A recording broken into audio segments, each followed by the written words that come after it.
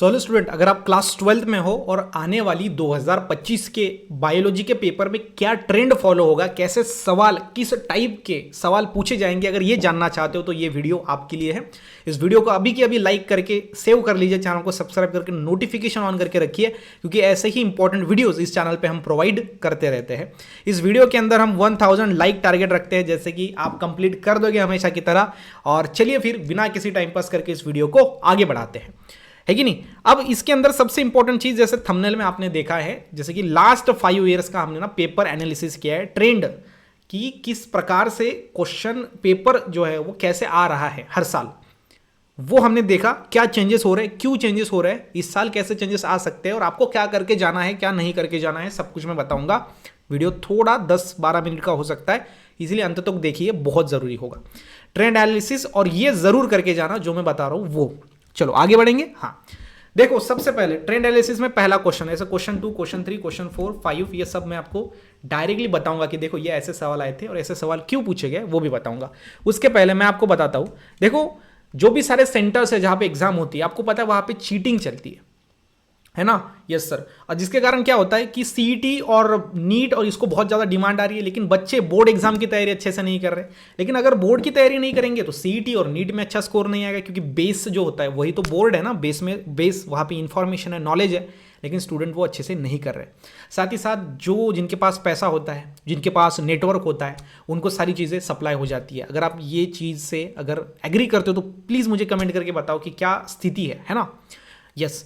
तो जिसके कारण क्या हो रहा है, जो गरीब बच्चा है, जो मेहनत करता है, जो खुद मन से अपना पेपर लिखता है ना, वो आगे नहीं बढ़ पा रहा।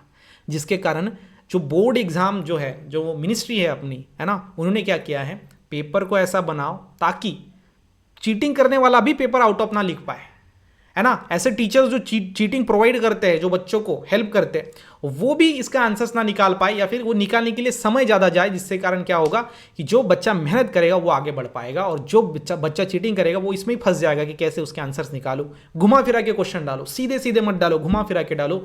यही क्राइटेरिया फॉलो हो रहा है। पहले 2019, 17, 18 यहाँ पे सवाल पूछे जाते थे सीधे सीधे, जैसे describe the process of blood clotting. अब सवाल आ रहा है कि अगर कोई ऐसा पर्सन है जिसको इंजरी हो गया है और कुछ समय के बाद उसका ब्लड फ्लो होना स्टॉप हो गया, इसके पीछे कौन सी प्रोसेस है उसको एक्सप्लेन करिए। है तो ब्लड क्लॉटिंग, लेकिन घुमा फिरा के पूछा जा रहा है, जिसके कारण जो अपने साथ चीटिंग लेके गया है ना, ऐसे पर्ची लेके गया है, पर्ची पता है ना आपको। यस। तो अगर पर्ची लेके गया है ब्लड क्लॉटिंग की, वो बोलेगा अरे ये तो आया ही नहीं, ये फाड़ के फेंक देगा। उसको क्या पता वही ब्लड क्लॉटिंग मतलब यही प्रोसेस है, लेकिन घुमा फिरा के आया है। तो चीटिंग करने वाले, पर्ची लेके जाने वाले, चीटिंग जो पर्ची प्रोवाइड करने वाले, और जो मेहनत बिना करे जो अच्छा स्कोर लाना चाहते हो, वह स्टूडेंट को ये नुकसान होगा, वहाँ पे वो नहीं कर पाएंगे। जो मेहनत करता है वो आगे बढ़ पाएगा। ठीक है, तो चलिए यही है इसके पीछे का कारण, इसलिए पेपर आ रहा है कंसेप्चुअल। पेपर को समझिए। ये जो है 2024 के बायो का पेपर मैंने यहाँ पे लिया है। सिमिलरली फिजिक्स, केमिस्ट्री, मैथ्स में भी ऐसा ही ट्रेंड फॉलो हो रहा है। आप जाके पीवाईक्यूज पेपर देखो, आपको समझ में आ जाएगा। ठीक है, बायोलॉजी के जो पेपर था वो मेरे पास था, ये अवेलेबल है, तो मैं आपको बता रहा हूँ बायो के अंदर क्या चीजें हो रही है। देखो ये सवाल है आपका, observe the graph and select correct option. ये सवाल पूछा गया है सेक्शन ए के अंदर। अब आपको पता है ना सेक्शन ए के अंदर क्या पूछा जाता है। सेक्शन ए मतलब आपका 1 मार्क का सवाल है ना, 1 मार्क के सवाल सेक्शन ए में आते हैं। सेक्शन बी में 2 मार्क के, सेक्शन सी में 3 मार्क के, और सेक्शन डी में 4 मार्क के। तो ये एक एमसीक्यूज है, एमसीक्यू मल्टीपल चॉइस क्वेश्चन। आपने इसके पहले ऐसा सवाल देखा नहीं होगा। ये एमसीक्यू ऐसा है कि जिसमें ये ग्राफ भी दिया है, ये ग्राफ है, जैसे ये एक्सिस, ये एक्स एक्सिस, ये वाई एक्सिस, तो ग्राफ भी है, एमसीक्यूज के अंदर ऑप्शंस भी है। और यहाँ पे बोला है कि ये जो ए है ये क्या रिप्रेजेंट करता है, तो ए लाइन रिप्रेजेंट करता है yes is equal to C A Z. So ये है इसका करेक्ट आंसर। लेकिन मुझे आप बताइए, जिसका पढ़ाई अच्छा होगा, ये डायग्राम जिसने देखा होगा और उसको पता होगा कि ये क्या है, उस हिसाब से वो आंसर निकाल पाएगा। मतलब जिसका पढ़ाई ज़्यादा है, जिसका कंसेप्ट क्लियर है, जिसका नॉलेज ज़्यादा है, वही इस सवाल को सॉल्व कर पाएगा। रट्टा मार के जो गया है, जो आधा अधूरा नॉलेज लेके गया है, वो इस सवाल को सॉल्व नहीं कर पाएगा। क्वेश्चन नंबर 2 देखिए। ठीक है, क्वेश्चन नंबर 2 आपके स्क्रीन के ऊपर है। Arrange the following steps of DNA fingerprinting in correct sequence. ये जो सवाल है ना, ये है आपका सेक्शन बी का, सेक्शन बी का सवाल। और सेक्शन बी का सवाल आपको पता है 2 मार्क का सवाल है। अब 2 मार्क के सवाल के लिए आपको पता है कम से कम 4 से 5 पॉइंट्स लिखने पड़ते हैं, 1 पॉइंट को आधा मार्क्स मिलता है, तो ऐसे 2 में से 2 मार्क्स आप पक्के कर लेते हो। ठीक है। लेकिन यहां पे जो सवाल आ रहा है ये क्या है, सिर्फ डीएनए फिंगरप्रिंटिंग के अंदर जो नीचे 4 स्टेप दिए गए उसको सिर्फ आप अरेंज कर लीजिए, सिर्फ अरेंज करिए कि सबसे पहले कौन सी स्टेप होती है। ये आगे पीछे दिए गए हैं इसमें। तो सबसे पहले याद रखिए आइसोलेशन ऑफ डीएनए होता है, तो मैं यहां पे लिखूंगा बी आइसोलेशन ऑफ डीएनए। ठीक है, ये मैंने लिख दिया आइसोलेशन ऑफ डीएनए। आगे आगे उसके बाद होता है रेस्ट्रिक्शन एंजाइम, मतलब ये हो गया डी। ठीक है, उसके बाद होता है आपका जेल इलेक्ट्रोफोरेसिस मतलब ए, और उसके बाद होता है साउदर्न ब्लॉटिंग, मतलब कि बी डी ए सी। ये सीक्वेंस में आपको लगाना है। यहाँ पे मिल जाएगा आधा मार्क्स, दूसरे पे आधा मार्क्स, तीसरे पे आधा मार्क्स, चौथे पे आधा मार्क्स, और 2 में से 2 आपने क्या कर लिए, कंफर्म कर लिए मार्क्स को। मतलब जैसे देखो आप सिर्फ आपको सीक्वेंस लिखना है, 2 में से 2 मार्क्स पक्के हो गए। सवाल कैसे आ रहा है, अब ऐसा स्टूडेंट है जो रट्टा मार के गया है, रट्टा मार के गया है मतलब क्या कि डीएनए फिंगरप्रिंटिंग के अंदर ये स्टेप है, इसमें ये होता है, ऐसी सारी चीज़ें, लेकिन उसको बोला सीक्वेंस अरेंज करिए, वो आंसर नहीं कर पाएगा।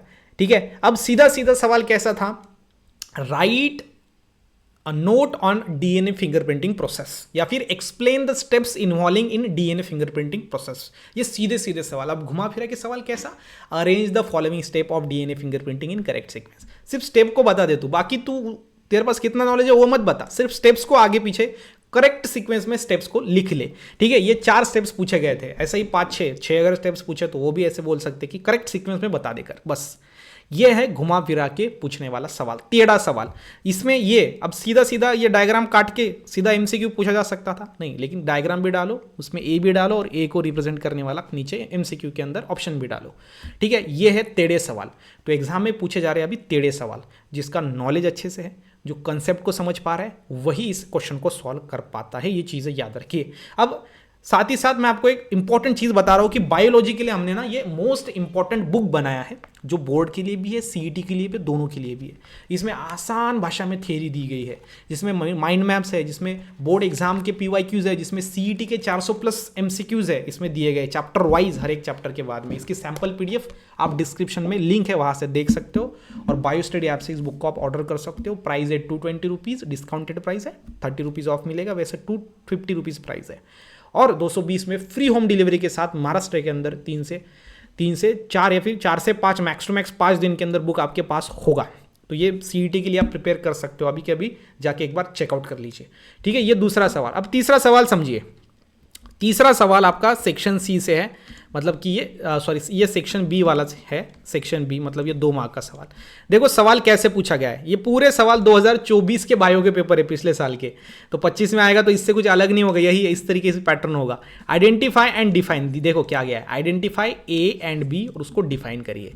पहले डायग्राम दिए, ये टीएस ऑफ रूट की डायग्राम है। रूट के अंदर जो translocation of food and water होता है, फूड एंड वाटर जो ट्रांसपोर्ट होता है प्लांट के अंदर, तो उसके अंदर 2 पाथवे होते हैं, एक सिम्प्लास्ट पाथवे और अपोप्लास्ट पाथवे।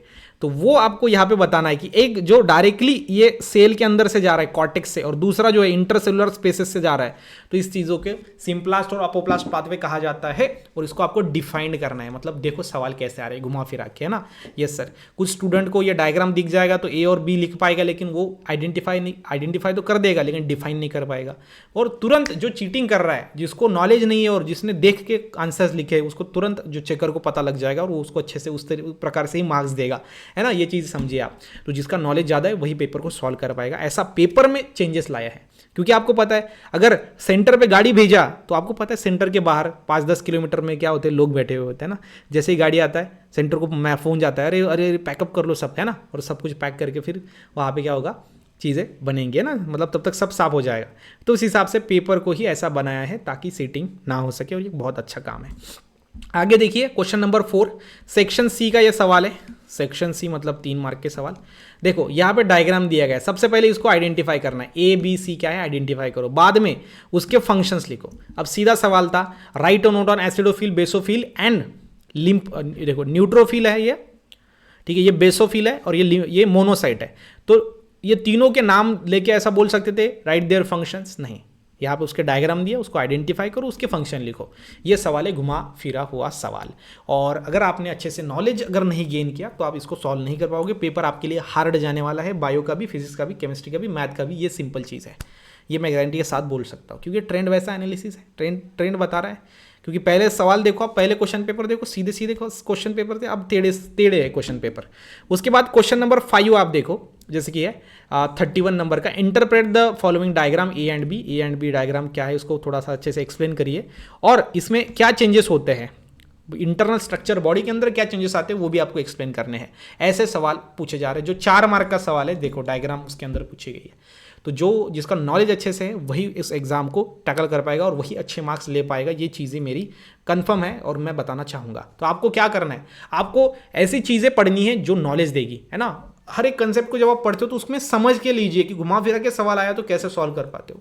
मुझे स्टूडेंट कहते हैं कि सर आईएमपी क्वेश्चन दो, आईएमपी क्वेश्चन दो। क्या करोगे आईएमपी क्वेश्चन लेके, वो क्वेश्चन एज इट इज पूछे ही नहीं जाएंगे, वो घुमा फिरा के आएंगे और आप रट्टा मार के जाओगे, राइट और नोट ऑन डबल सर्कुलेशन, और वहाँ पे थोड़ा सा अलग ही पूछा जाएगा तो आप बोलोगे सर आपने तो गलत सवाल दे दिया, आप तो बोलोगे फिर डायग्राम बेस ये सवाल अलग है। तो फिर वो गोंधल तो होने ही वाला है ना, वो आप तो डरने वाले हो उस बाद में जो चीज़ें बदलेंगी। तो ये देखो, ये पूरे जो क्वेश्चन मैंने 5 क्वेश्चन बताए, ये पूरे ये आपका क्वेश्चन नंबर 1 से लेकर 5 तक ये जो सारी है क्वेश्चन पेपर 2024 की ही है। तो एक ही साल में ऐसे 5 देखो क्वेश्चन ऐसे पूछे रहे जो घुमा फिरा के डिफरेंट सवाल है। तो ये 5 ही सवाल है ना, बाकी सीधे सीधे सवाल है, कुछ सवाल सीधे हैं, कुछ ऐसे 4-5 सवाल टेढ़े पूछे जाते हैं। लेकिन याद रखिए आपका जो पेपर होता है, जैसे 100% पेपर है तो उसमें से 30% पेपर जो है वो ईजी होगा, 50% पेपर जो है वो मीडियम होगा और 20% पेपर हार्ड होता है। ये 20% पेपर ये कंसेप्चुअल है, हार्ड है, जो वही सॉल्व कर सकता है जो मेहनती बच्चा है, जो आगे बढ़ेगा, फिर मेहनत करके आगे बढ़ेगा। जो चीटिंग करके पैसा लगा के नेटवर्क लगा के अपना पावर दिखा के कोई आगे नहीं बढ़ सकता, मेहनत करके हम आगे बढ़ेंगे, ये चीज़ याद रखिए। तो ये चीज़ बहुत ज़रूरी है। तो आप अच्छे से पढ़ाई करिए, जो बच्चा पढ़ाई करेगा, जो बच्चा मेहनत करेगा उसको हेल्प होने वाली है। और जो स्टूडेंट को पता चल गया अभी ट्रेंड कैसा है तो आप भी उस हिसाब से कंसेप्ट पे फोकस करिए, नॉलेज गेनिंग के ऊपर ध्यान रखिए, उस हिसाब से आप याद रखना है। सिर्फ आपको अगर पास होना है तो फिर आप आराम से पास होते हैं, क्योंकि 30% पेपर ईजी होता है। पेपर को ऐसा ही डिज़ाइन किया गया है कि हर एक लेवल का बच्चा पेपर अच्छे से दे सकते। अब जिसको सिर्फ बायो में कुछ नहीं टेंशन, उसको क्लास 12th में ही सिर्फ पासिंग होना है, उसका खेल में बहुत वो अच्छा है, इसमें सिर्फ पास ही होना है, तो 30% पेपर जो इजी होगा वो सॉल्व करके पास हो जाइए आप। बाकी जिसको अच्छा स्कोर करना है फिर ये 20% में आ जाइए आप, और जो हार्ड है वो सॉल्व करके अपना नाम रोशन करिए और अपने फैमिली का नाम भी आगे बढ़ाइए।